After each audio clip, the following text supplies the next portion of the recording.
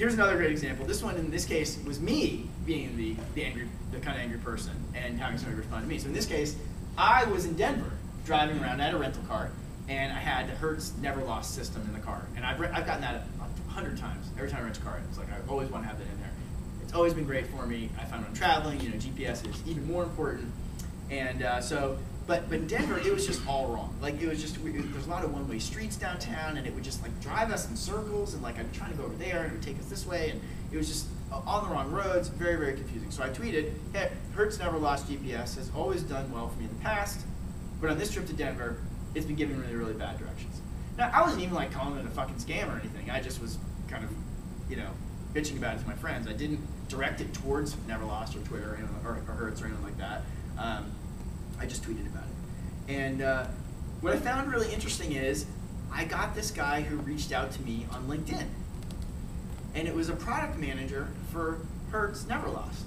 And so he had seen my tweet and then looked me up on LinkedIn and then sent me a private message on LinkedIn, which was great. I mean, it made me feel really good. He's like, hey, Joshua, let us know about your bad experience with Never Lost. Perhaps we can hook you up with a free Never Lost on your next trip or create some customized content for you. If you like, we can send you a free thumb drive. Everybody likes free thumb drives, which will plug directly into your Never Lost to quickly access your content. Oscar Leonera Jr., Director of Product Management at Never Lost. So I was impressed. Now, I think he kind of blew it, right? Like, he should have Twittered back to me.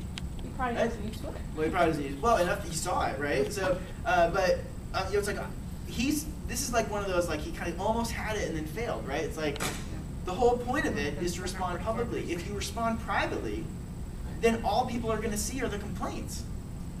Like, you want to respond in public and let people see the response and see these things that you're doing.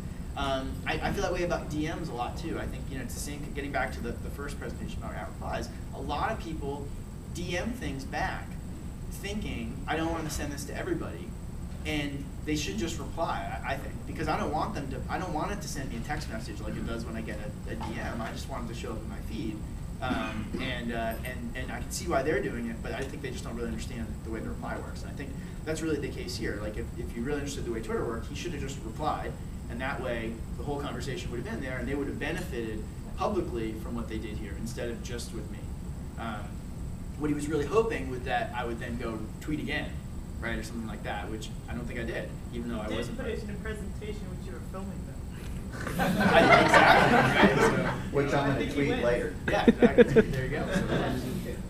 So again, that just leads to the Woody Allen quote, right? Like 80% of success is just showing up.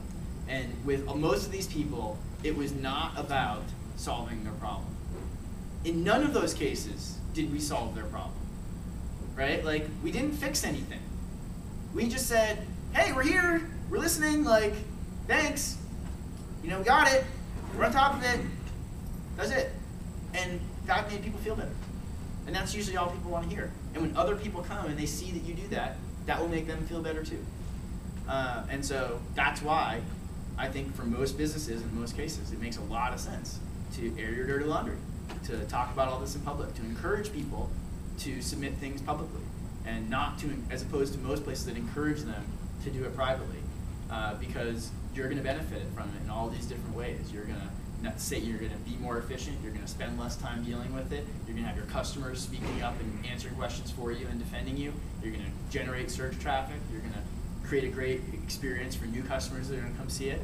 So all these different reasons why you can take this thing that was negative, that was a cost center, that was another support ticket I've got to deal with, and maybe another head count I got to do, and turn it into something that's positive, that's helping your business and helping you